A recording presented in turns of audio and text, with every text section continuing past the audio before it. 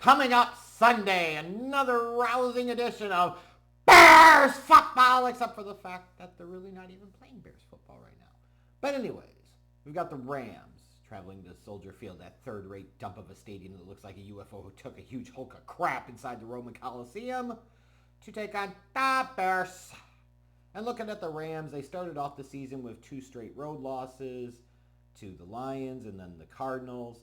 Well, last week, while it looked like they were staring down the barrel of losing to a depleted 49ers team and going 0-3, they themselves came back from 10 down in the fourth quarter, rattled off 13 straight points, end up beating San Francisco to get their first win of the year. When you look at the Rams and the story for them so far early, defense has struggled mightily to start off the year. They're 31st in points allowed, 32nd in yards allowed. I realize he's technically retired, but I'm sorry if I'm less need if I'm Sean McVay. Man, every week I am asking, begging, and pleading with Aaron Donald to come back and help, because while it's not all about one player, having him would certainly be nice for them right about now. This defensive unit is struggling in just about every capacity.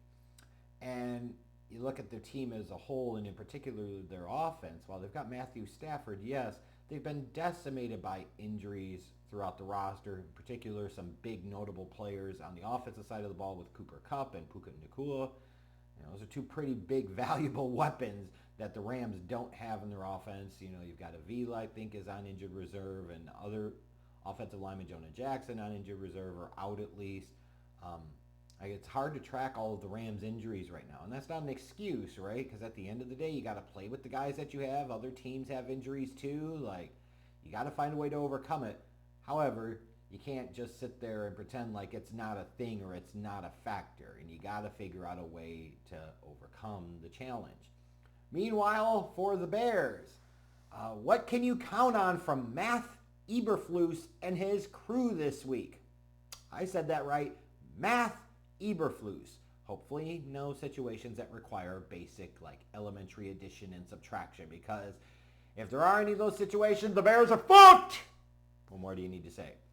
The Bears come into this one as well at 1-2, coming off of that loss last Sunday to the Colts, where Caleb Williams, yes, he threw for over 360 yards. You saw some big plays in the passing game. It's also fair to note that he got a good chunk of yardage on that Hail Mary that came up just short at the end of the first half. There's some garbage time statistics in there. But all of that aside, if you're looking for some positive signs with this offense, it's that Caleb Williams was able to go out there and statistically have a pretty solid day playing for a nincompoop of an offensive coordinator in the Wussy Waldron, and with Matt Eberflus as his head coach. If you're looking for a positive sign, there it is, right?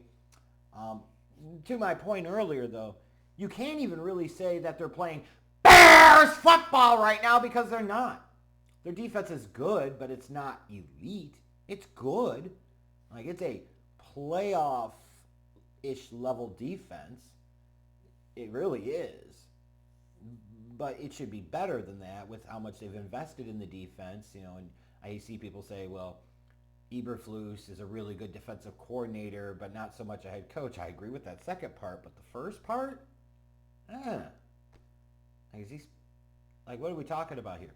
And the way I think about it when it comes to Eberflus is, if I look at a guy like a Mike McDaniel, for example, he would be teaching some type of business statistics class as a college professor. Sean McVay would be doing something that ties into nuclear engineering. He'd be that type of professor, perhaps someday being prepared to be the dean of the science department, even the dean potentially of the school. You know who Matt Eberflus is? He's the fucking guy that teaches some crappy ass Wednesday, Thursday night virtual production operations management class that you find yourself snoring your way through half the time. That's what we're talking about here, this matchup on Sunday. The fucking rocket scientist against the guy that's going through a divorce and all this other shit, and he's teaching you a production and operations management class. Doesn't inspire the most confidence, I'm sorry. But the defense, like I said, is solid, but the running game is non-existent. Like, we're talking about the Bears, and they can't run the fucking ball a lick. And have proudly demonstrated that for 3 weeks by continuing to try and make DeAndre Swift a goddamn thing. In 3 games, he has one more rushing yard than Caleb Williams does.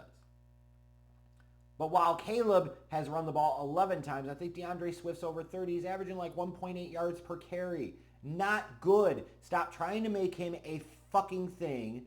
Unbelievable. And as easy as it is to blame him because he just loves to run up the ass of his offensive linemen. You know, speaking of the offensive line, they somehow got worse. Like, how the fuck does that happen? How do you add pieces to an offensive line and get worse? How do you have another year of development, so to speak, for Braxton Jones and Darnell Wright, and you fucking get worse? Tevin Jenkins is healthy, and you are worse. And not by a little bit, but by a good bit. That line stinks. They're terrible in pass protection. They can't beat their man. They can't account for basic things like stunts and blitzes, like elementary kind of football shit. And then they can't beat their man in the running game. It's unbelievable. How the fuck does that offensive line get worse? And how does the Bears, as an organization, not be able to run the football? It just astounds me. Maybe they can get the running game going this week, but it didn't happen last week against a bad Colts run defense. So why would you automatically assume it's going to happen here against the Rams? Now, one thing you could point to is maybe there is some like, hey, we're not going to try and prove the general manager right. We're going to try and do the best thing for the football team, the best thing to help Caleb Williams. And as many of you will say, like, hey, I thought the season is about Caleb Williams and his development. It absolutely is, first and foremost. 4,000 passing yards or bust. However, one way to make that easier for him is to at least be competent in the fucking running game. And apparently Roschon Johnson is going to get extended action. That's a positive. He runs with some attitude. He doesn't go down with the first arm tackle. But then you see them talking about Khalil Herbert being their goal line and short yardage back. Like, what the fuck are we doing here?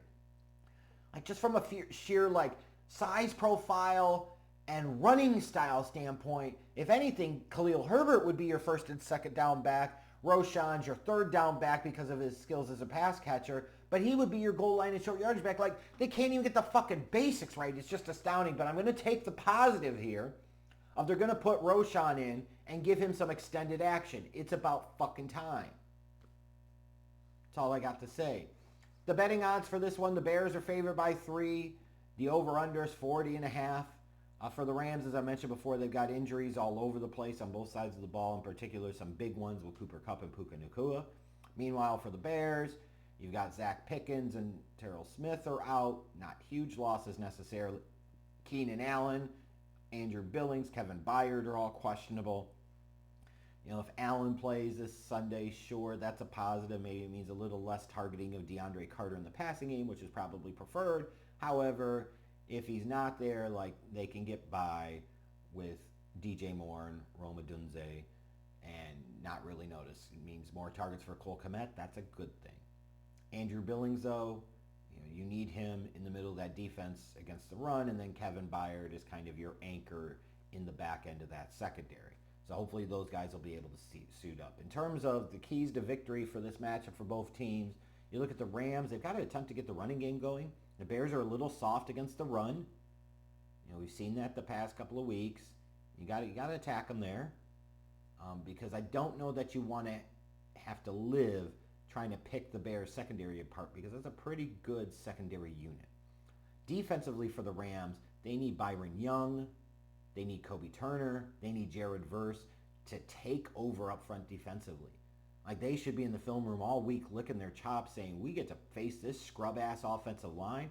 Like, the Rams need to bring the pressure, and these guys need to take over. Because if they can impose their will in this game, the Rams have a real shot. And then you got Sean McVay. Like, just from a pure coaching standpoint, who would you rather take, Sean McVay or Matt Eberflus? I mean, really, honestly. There's very little reason on paper to believe that the Rams should win this one with all the injuries that they've had and the start that they've had to the season. But they come into this with a clear advantage in terms of the head coach. They really do. Meanwhile, for the Bears, it's run Roschon, It's run Herbert. Stop trying to make DeAndre Swift the fucking thing.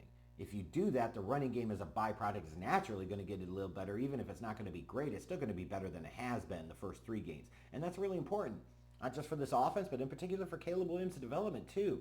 Because what's going to happen is the more pressure you put on Caleb Williams to feel like he has to play hero ball all the time, he's going to try playing hero ball all the time.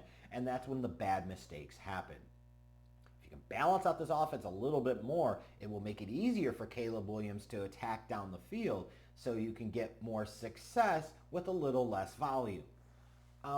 Another key for the Bears is avoid situations that require Matt Eberflus to count or think. The fewer of those you have, the better. Hey, looks like we might have got it. Coach, we're about 2 yards short. I want to challenge this, but Coach, I think we're going to be like 2 yards short. I'm going to go ahead and challenge it. Fuck it, we got 9 more of them. No, Coach, that's not how any of this fucking works. Stay away from mathematical situations with Matt Eberflus, and you'll be okay.